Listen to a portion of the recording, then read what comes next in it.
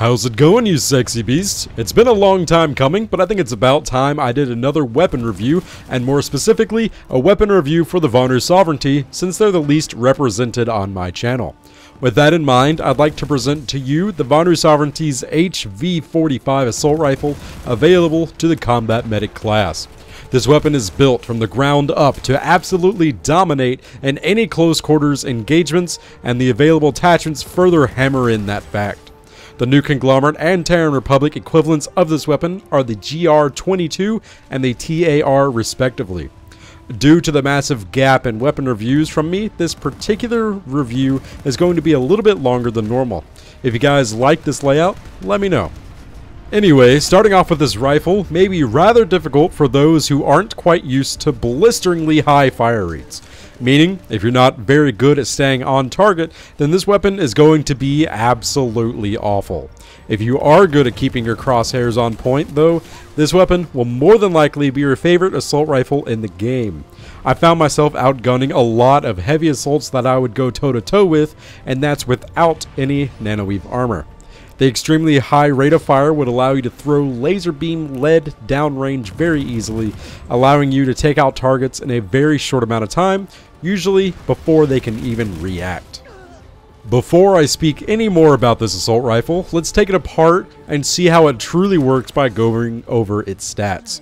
The damage model is to be expected: 143 damage per shot, or a 7 bullet kill on any target without nanoweave armor, and a 9 bullet kill on a max nanoweave armor target. Minimum damage dealt is 112 per shot out at the 60 meter range, which is a 9 bullet kill on a non-nanoweave target. The H-V45 fires at 800 rounds per minute, giving this weapon a 0.525 second time to kill. If we take into consideration of an average player's 30% accuracy and the potential for rank 1 nanoweave armor, then we have a realistic time to kill of 1.81 seconds. Magazine capacity is 30 rounds, with another 180 rounds in the reserve.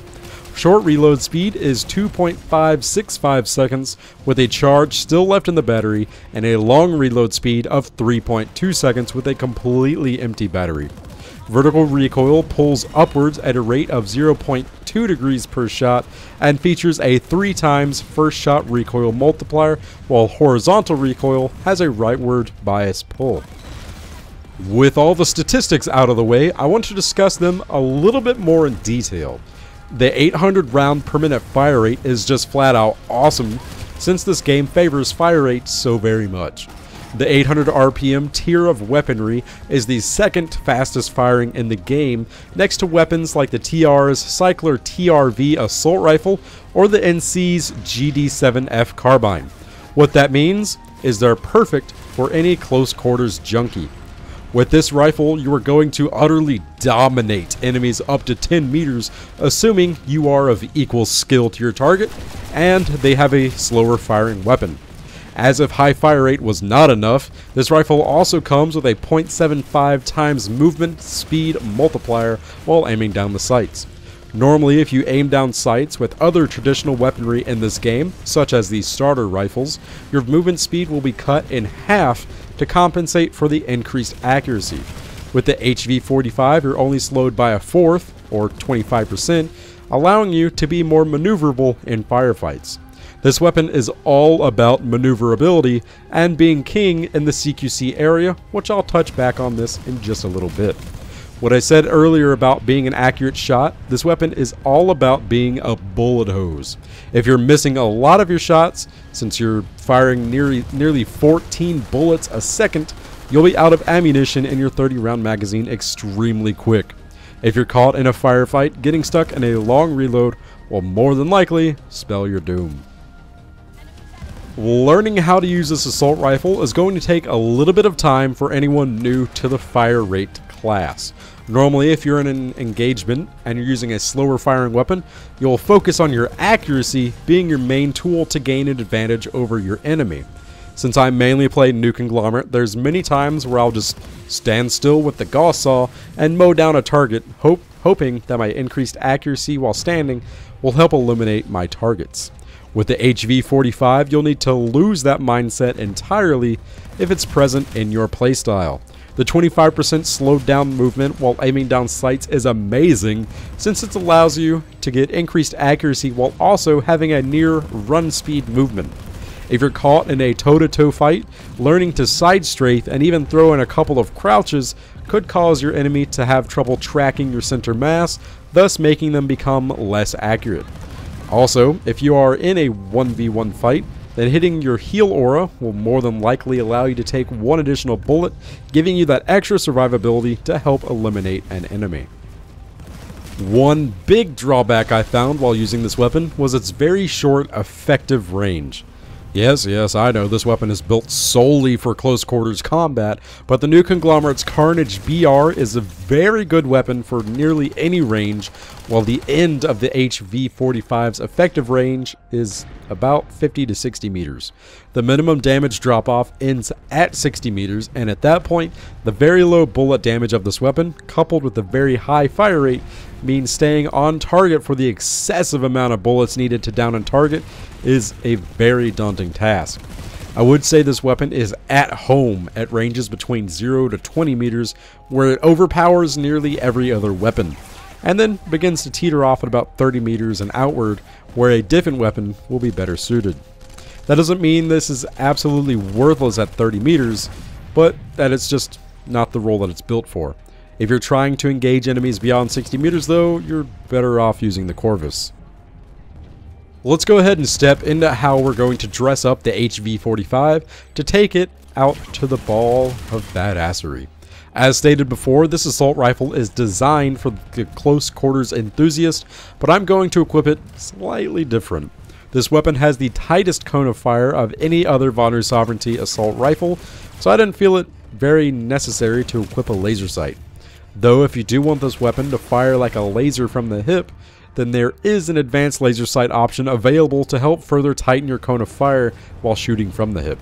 Anyway, let's go ahead and jump into what attachments I would recommend running with the H-V45. For optical sights, I chose the reflex sight since anything of higher magnification would just be overkill due to this weapon's effective range.